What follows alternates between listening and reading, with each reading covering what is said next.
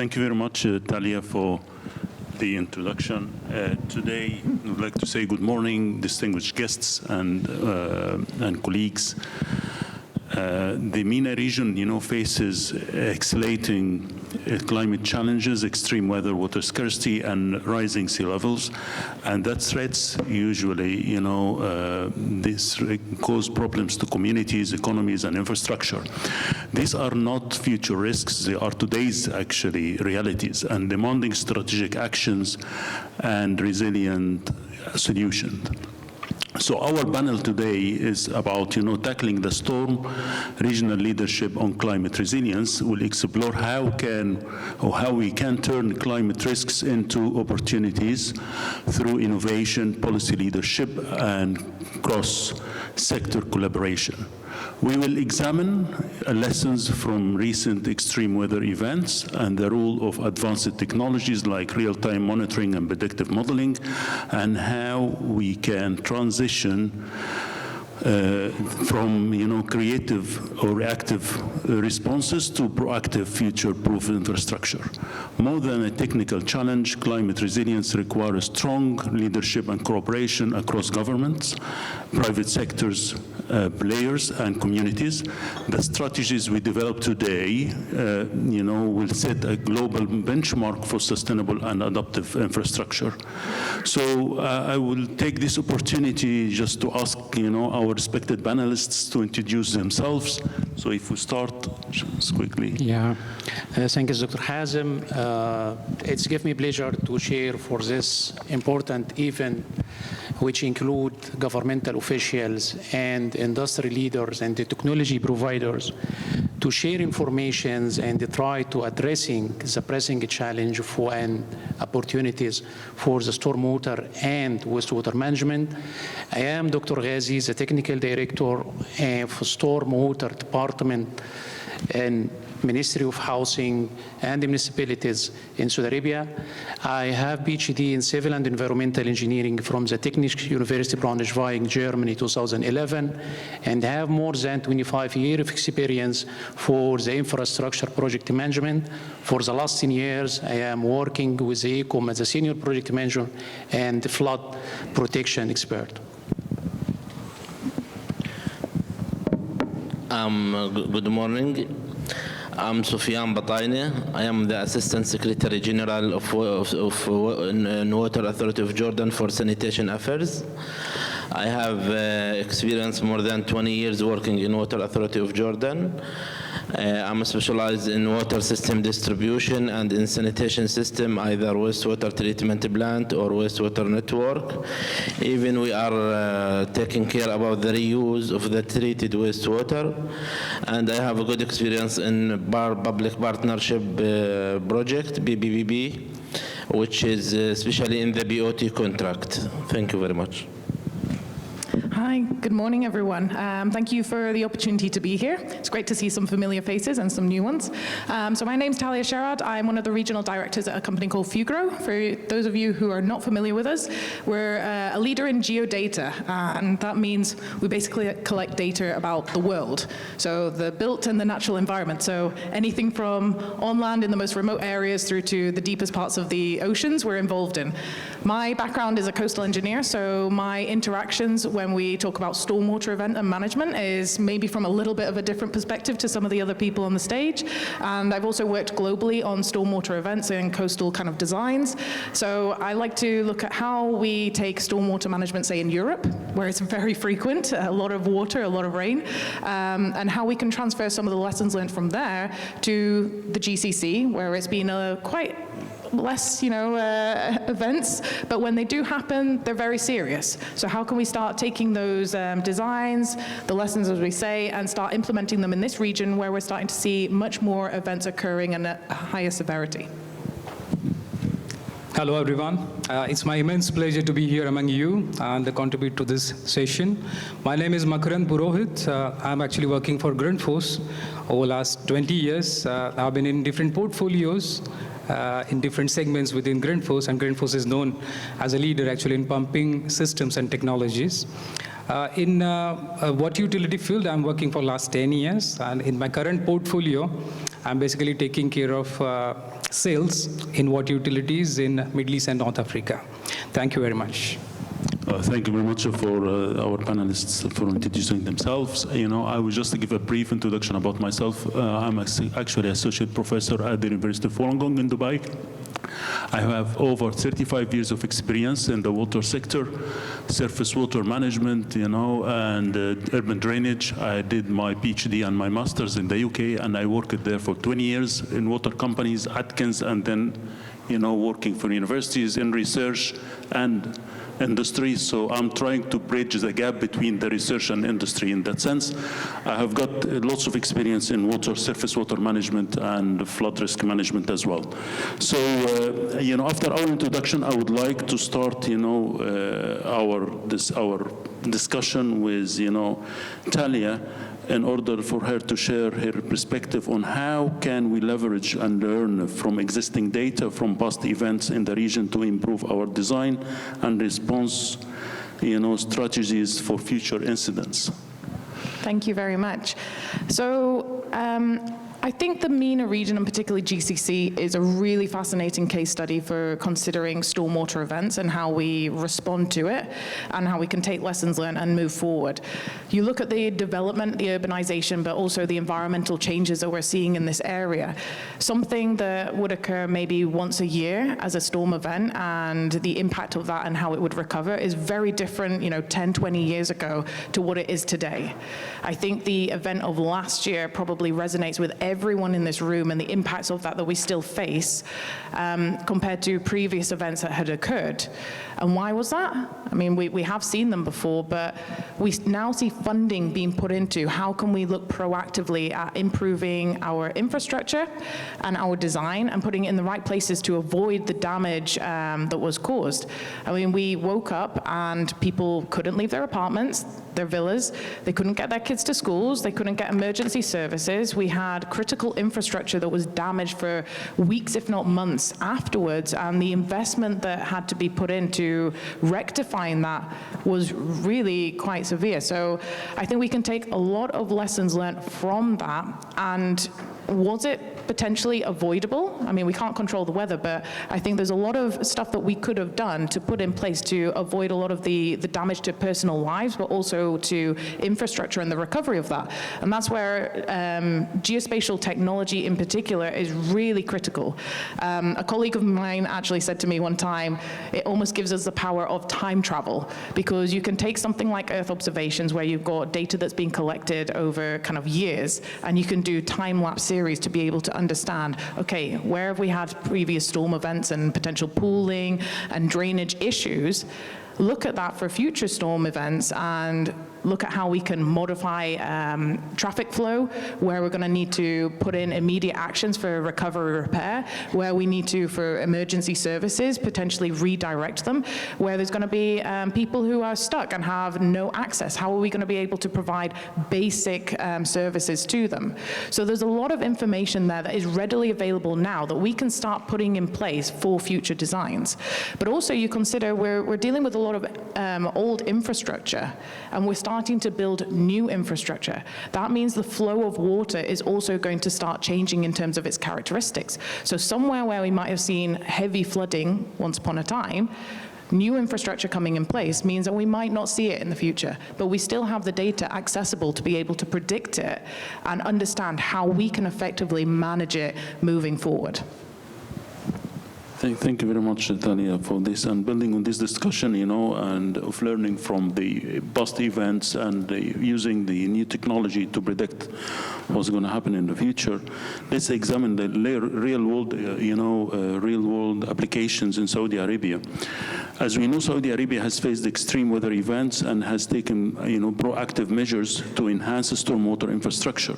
So the country has focused on sustainability and resilience to prepare for future climate-related challenge. So our next question is going to go to Dr. Muhammad. So on how has Saudi Arabia leveraged the lessons from past extreme events to enhance the design and construction of stormwater infrastructure ensuring sustainability and resilience against future climate-related challenges? Yeah, Dr. Hazem, actually the MENA region, particularly Saudi Arabia, is facing accelerating challenge due to climate change. The MENA region is warming by a rate about 50% faster than the global average rate in the northern hemisphere. This leading to increase the temperature, which shift the meteorological pattern in the area. This resulted frequent extreme weather conditions, which we all now see this in many countries and in many cities in the MENA. Saudi Arabia has taken significant step in strengthening their infrastructure for the storm drainage and the flooding protections, taking the lessons from the past extreme event happened in Jeddah in 2009, which resulted more than 160 number of people fatalities, about 8,000 losses of home, 7,000 losses of car, and more than 4.5 billion SAR damages. So Saudi Arabia has launched a comprehensive national level flood protection initiative, try to enhance the resilience and mitigate the future risk. For the last 10 years, Saudi Arabia spent more than 25 billion SAR for the stormwater drainage and the flood protection project, and they plan to spend about 250 billion SAR in the next 20 years. The current 5-year project package in Saudi Arabia contain about 800 projects with about 88 billion SAR. The first phase of this initiative start to provide safeguard for the center cities in Saudi Arabia from the flash flooding coming from the Wadi, to try also to provide flood protection in same times also to ensure implementing the sustainable drainage solutions. For example of that, Wadi Sulay in Riyadh, about 100 kilometers length with a budget about 9 billion SAR. Wadi Hanifa, about 200 in Riyadh as well, about 270 kilometers from main Wadi and the branches. Wadi Dir'aya in Al-Madinah Al-Munawwara, 120 kilometers, and the plan for Wadi Al-Idira in Hayl, about 130 kilometers. All these projects ensure and depending to ensure natural water pathway, engineering barriers, and implemented sustainable drainage solutions, which is flood protected and at the same time is environmental friendly. In Jeddah, for example, they start with a hybrid system by green infrastructures, which containing dam, channels, the storm drainage network, and also green infrastructure. This is what happened in Jeddah. It's improve the city resilience and the storm drainage and flood protections, and also reduce runoff. As a result of that, Jeddah is faced in 2022 a rain event with intensity about 182 millimeters, which double the rain happened in 2009. Alhamdulillah, the number of fatalities was only 2 people, with so much less in damage and also in losses of property. As a general conclusion, Saudi Arabia's strategic approach for the flood protection and the stormwater management is rooted based using advanced design principle, integrated planning, cooperative framework, who gives the priority for the climate and for the resilience infrastructure, and ensuring also to adopting a sustainable flood protection and drainage solutions. Thank you very much, Dr. Mohammed. So having talked about the data and experience, shaping infrastructure, but building climate resilience goes usually beyond that, beyond the physical infrastructure. It requires a multifaceted approach, integrating policy, urban planning, technology, and cross-sector collaboration. So keeping that in mind, I would like to invite Engineer Sufyan just to share his insights from his experience on how we can, take a comprehensive approach to climate resilience, by building the climate resilience, requires a multifaceted, approach that integrate various strategies across different sectors and scales. So how can we categorize key areas for improvement strategies? Thank you very much. Actually, we can have four key areas that can improve our targets. If we start with infrastructure and environment, we can talk about some green projects. We can talk about some economic-based adaptation. These can as subcategorized of the infrastructure project. The second key area we can work is the policy and governance. Actually, the legislation that cover the issue of climate change is still needs some improvement. In Jordan, for example, what we did, we have a new environmental protection law. We have a climate change adaptation plan. We have also climate change law. These laws is under processing for updating in a manner time, so that it can be deal with new circumstances in the issue of climate change. The third point we can talk about is the social and economic systems. We believe that the community shall be engagement in the improvement issues of the climate change. So that what we did in Jordan, most of our projects, we have a stakeholder engagement plan, so that the community, the local community, shall be engaged in the project, starting from the beginning phases. The last key area we can talk about is the technology advancement. Today, the energy systems all over the world has a new improvement in daily basis, actually. What we did in Jordan, we have our renewable energy law, so that we can have the new technology to be involved in the system of the electricity, so that any new technology, even we have, for example, in most of our wastewater treatment plant, we have CHP systems which have produced energy. We have sometimes hydropower plant. These new renewable energies feed the grid, the national grid, by the energy, so that it is can be used as additional load to be covered the electricity needed in all over the country. Thank you very much. Thank you very much, Engineer Sufyan.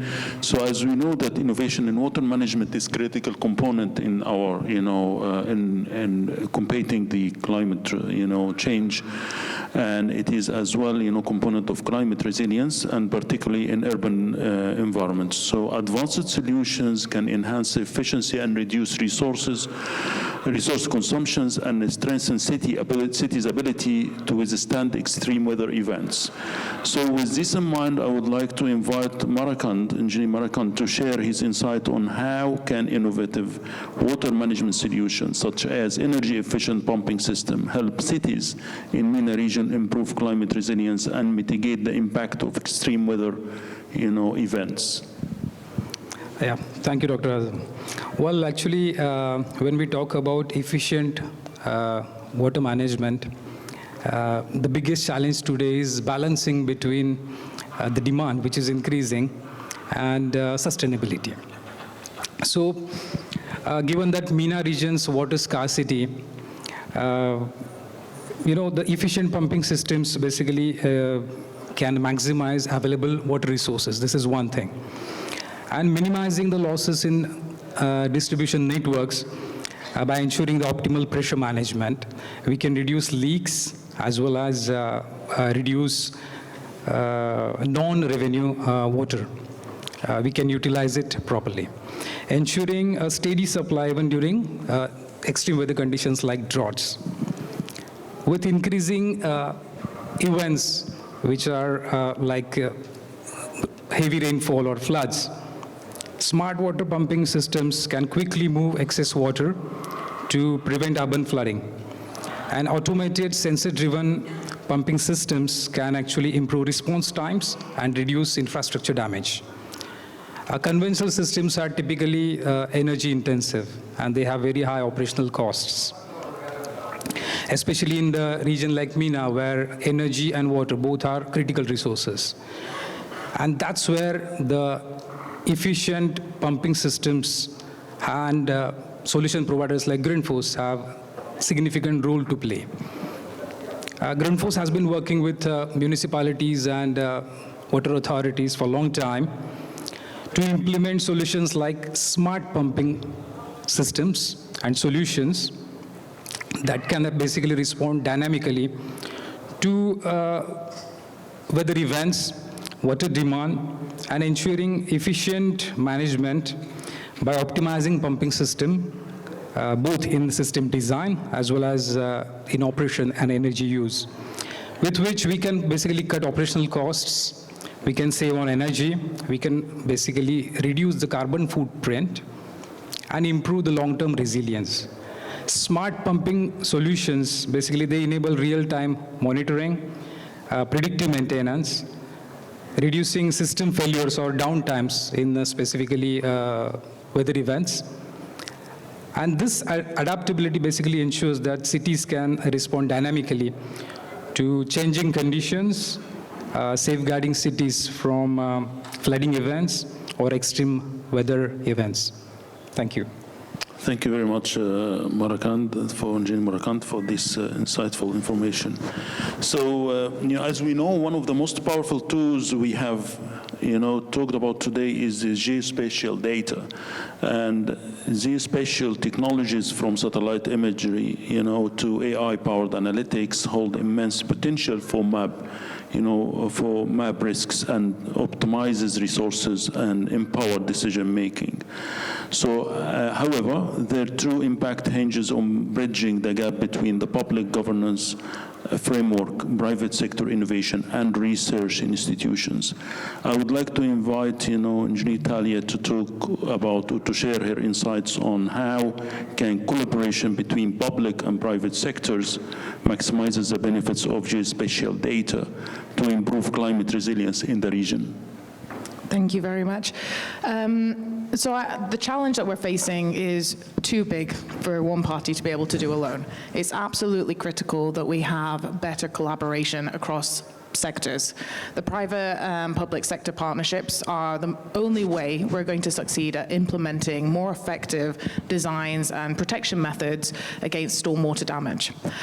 So, as you said, geospatial technology, I was actually having a very interesting conversation this morning with Alicia about, it's been around for a long time, but it's never really been in the limelight. The power of geospatial technologies and what it can deliver has never really, I think, reached its peak, but now it's becoming a very hot topic, particularly in this region. And I think that's through the increasing collaboration that we are seeing between the public and the private sector. It's very siloed at the moment where we have data, we have lots of pockets of it, and it's extremely powerful, but we don't bring it together. People are not able to access that in an open place forum, and we need to start changing it. We often talk about, with our clients, the data trilemma. So it's generally you don't have enough data, and that's because you can't find it or get your hands on it. If you can find that data, it's generally not good enough for what you actually need it to do. And then if you can bring all that together, then you need to start making it talk together.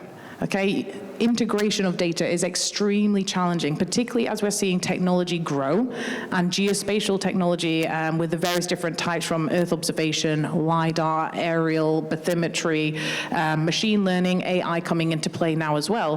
How do you make value of the data that you have? How do you get it to create a story so your decision makers can all speak the same language and come up with what they need to do and act quick?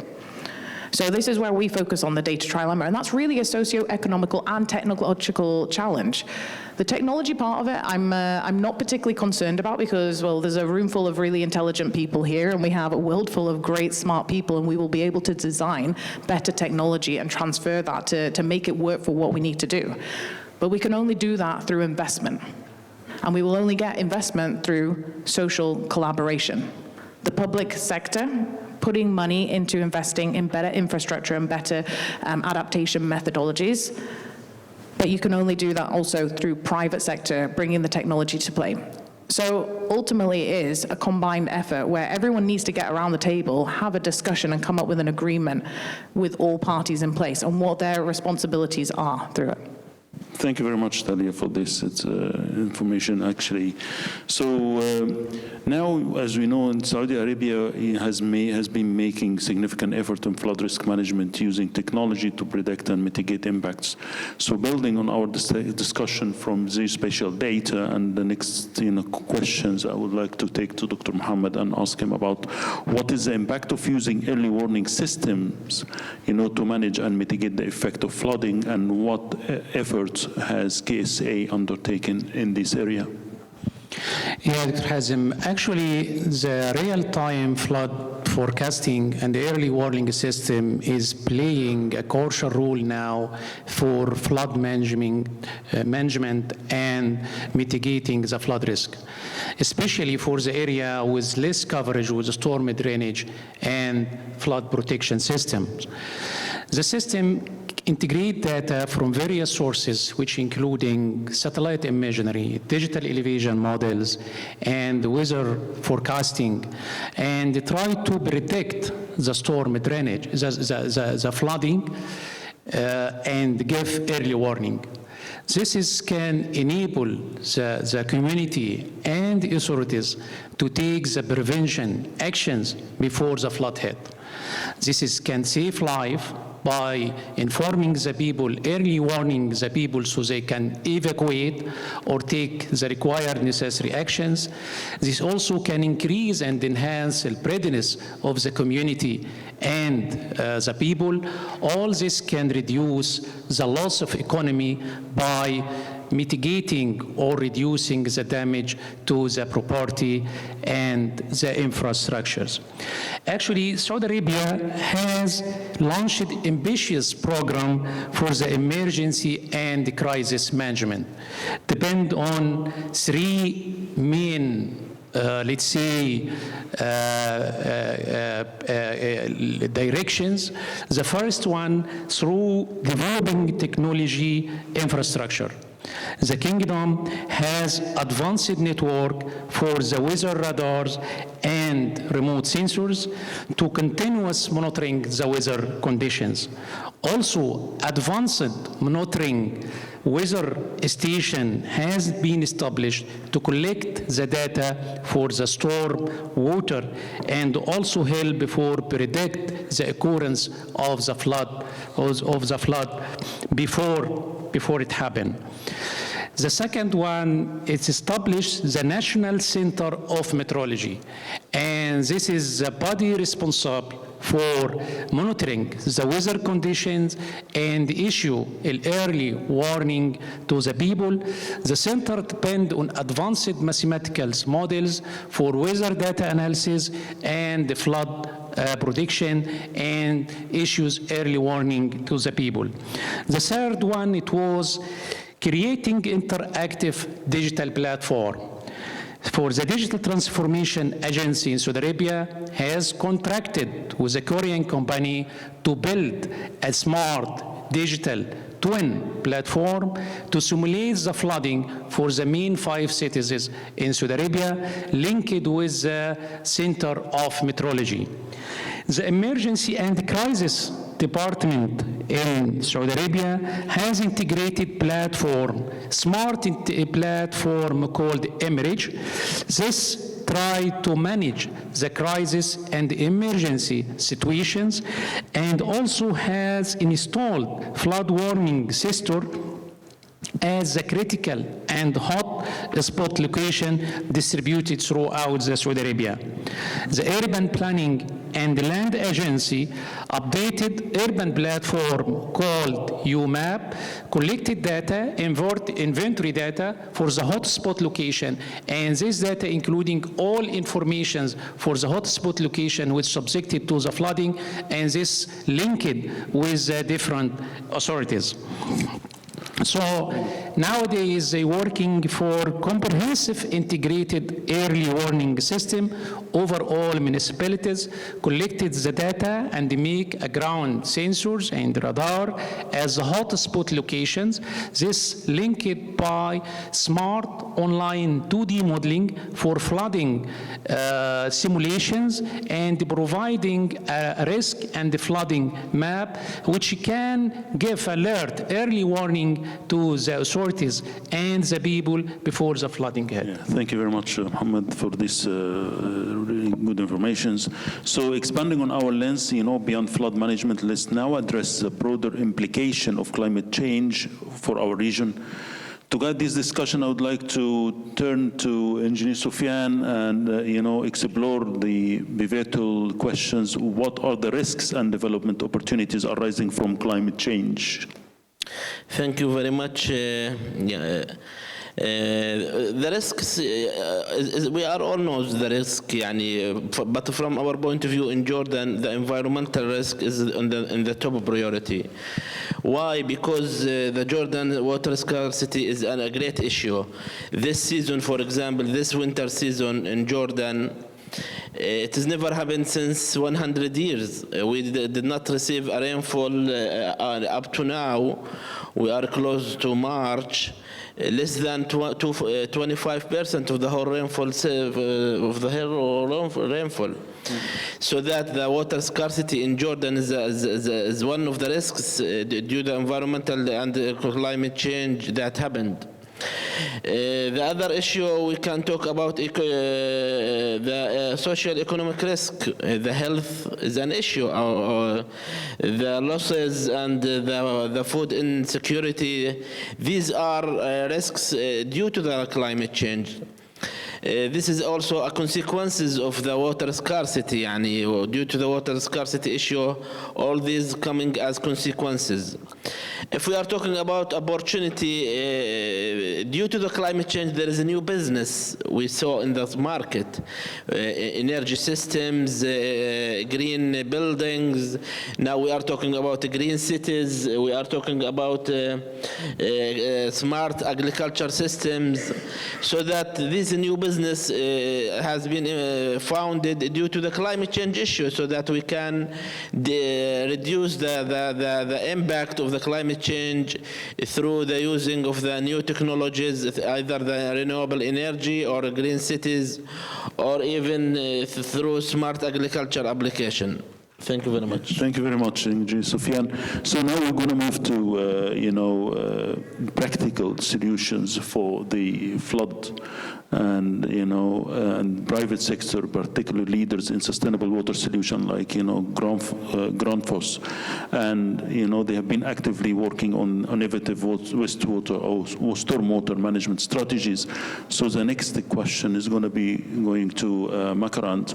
So as we know, Grundfos has been at the forefront of sustainable water solution. What lessons have you learned from recent projects that can help shape the next generation of stormwater infrastructure in the MENA region? Thank you. Well, actually, globally, if you see, the flooding occurrences have been doubled since year 2000. And in recent years, we have seen that they are getting more intense day by day. Urban population is increasing, and it's also increasing the flood-prone regions or areas. The global economic impact of this flash floodings and flooding events is immense. And we have basically seen in UAE and in the region as well that we had very bad days. And authorities have been actually very swift in tackling this situation, and they have done really a good job. But also it needs an upgrade and new age infrastructure towards stormwater pumping stations, water retention tanks, flood control pumping stations, smart technologies, and road drainage systems, which is future ready. Now, Grundfos has been on the forefront of innovation when it comes to pumping technologies. So our experience into this field, we have basically utilized to innovate some new technologies. I will name a few. So basically gate pumping technology. Here, what we have done, actually, we have integrated axial flow pumps with floodgates to offer a very unique solution. So this has basically dual functionality, which eliminates the need for space for separate reservoirs and pumping stations. This solution basically protects the community from flooding without traditional space requirements. This offers very easy operation and maintenance possibilities. Grundfos has already implemented these solutions in Asia, specifically in the countries like Indonesia, Malaysia, China, and Philippines. We have also seen firsthand that how the modular and scalable solutions are a game changer for fast-growing cities like Abu Dhabi or Dubai. To meet this rapidly growing demand, actually, we have introduced PPS HF Stormwater Series pumping solution, which is basically integrated prefabrication pumping station focused on high flow transportation in municipal water conservancy and similar fields. It is based on European high flow prefabricated pumping station technology, and it is tailored to basically local needs. Then I will talk about remote management. This technology, we call it Grundfos Connect in a Grundfos world. Basically, this enables real-time monitoring of flood control pump stations to enable operators critical data access to help key decision-making. It improves response time and system performance. Smart pump monitoring systems provide instant insights. They allow city planners to basically take decisions and act before the issues escalate. Integrating real-time monitoring, IoT sensors, AI-driven analytics into stormwater systems significantly improves the efficiency. Basically, Grundfos has integrated also the two types of pumping technology, which is axial flow pumping and mixed flow pumping into these solutions. These pumps are basically energy efficient. They can basically progress high volumes. So they are basically designed for high flow and low head applications. They have lots of unique features inbuilt, and they are ideal for stormwater pumping conditions, and basically they will help preventing the floods in urban areas. In a nutshell, I would say at Grundfos, our effort is all about helping cities future-proof their stormwater infrastructure with smart, sustainable, and scalable solutions. Yeah, thank you very much, Engineer Barakand. So today's dialogue has underscored the powerful truths, building climate resilience demand both reflection and innovation. By learning from challenges, reimagining infrastructure, and embracing strategic measures from advanced water management to geospatial technologies and early warning system, we unlock transformative, pathway for the MENA region. So the insight shared today, reaffirm that the resilience is not merely response to risk, but catalyst, for equitable growth and long-term stability. So to our esteemed panelists, thank you for your expertise and vision. To our engaged audience, thank you for your contribution. Thank you for contributing, to this critical exchange of information. And thanks to organizing committee and conference sponsors. Let's now carry this insight forward and transforming dialogue into actionable strategies that safeguard communities, economies, and ecosystem. Together, we can chart a future where resilience is not just, aspirational, but achievable, actually. So thanks very much, and thanks for our panelists. Thank you.